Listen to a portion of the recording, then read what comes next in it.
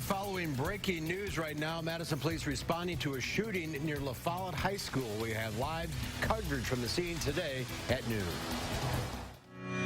This is News 3 at noon. And Madison police are responding to reports of a gunshot victim near Follette High School. We have live coverage of the school. Right now, we're going to head out to the scene where police are providing an update. Here's police spokesperson Joel Despain. Detectives are here. You see them behind me. Before we went on air here, they've discovered that there are a number of bullet casings in the roadway. So you can see that they're putting numbers down to indicate where those casings are. So we don't believe that there's a general threat to this area because of what took place, because the person who's involved took off. Again, this appears to be people who know each other, who were involved in some sort of dispute. We're still working on that. And one of those people who was involved in that dispute decided they were going to pull out a gun and start shooting. So we've got a 16-year-old who was shot. Going to be okay. He's going to get out of the hospital pretty soon. We have a very shaken driver who happened to be coming through this area, who fortunately didn't have someone in the passenger seat of their vehicle, or that person may well be deceased at this point.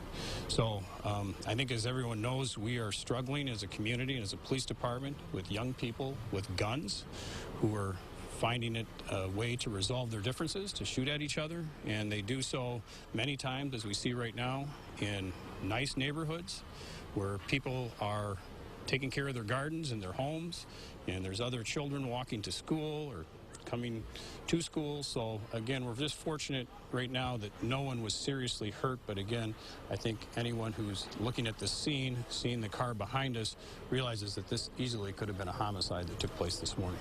Do you believe that the young people involved today, including the shooting victim and the shooter, do you believe they came over here from somewhere nearby, like Follette High School? That's something we're still working on right now, is to see where they had been, where they were coming from, where they were going. We're getting some conflicting stories, frankly, from some of those who were out here in the street as far as those who were involved in this dispute. So until we have that worked out, I really can't tell you for certain where they were coming from or where they were going or what this dispute was about.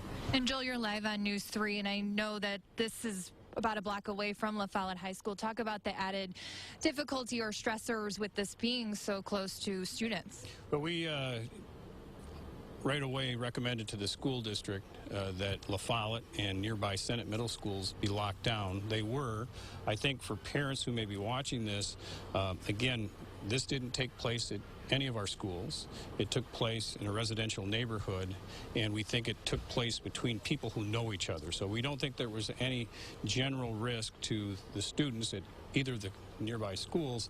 That being said, as we've just been talking about, anytime we have someone firing a gun in an area where there are a lot of young people, a lot of people living, it's extremely dangerous, and we're just lucky, and I'm just re-emphasizing this, because if you take a look at that passenger window, if somebody had been in that passenger seat, whether it was somebody's wife or their child going to school, that person very well could be dead. Fortunately, the person who was shot, who we believe was an intended victim that he was being shot at, suffered a non-life-threatening wound and will be released from the hospital. And all the people involved still at large, being talked to by police? What's their status? Well, we do not have the shooter at this time, and there may be others who were with the shooter. So at this time, we have some of those who were with the victim, and we have the victim, obviously, because he's in the hospital. So, and they're providing us some information, but at this point, it's not completely consistent information, and so we're trying to vet that right now.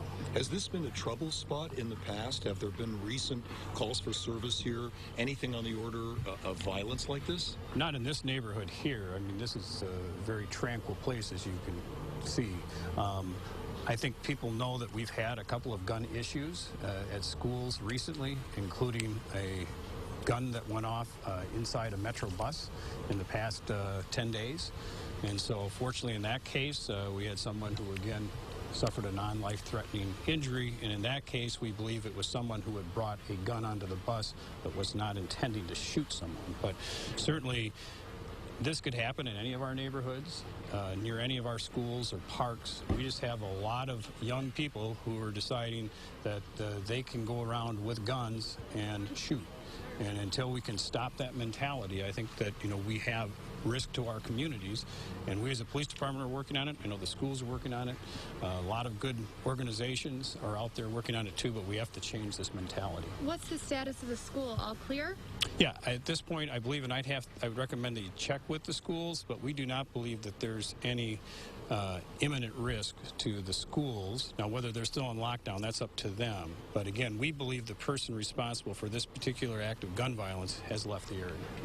Has left the area, would not be returning to some place proximate like a high school or a middle school. And again, we don't know for certain where that person is going, but we believe they have left this area. And so this was not a threat to either of the nearby schools or the general student body.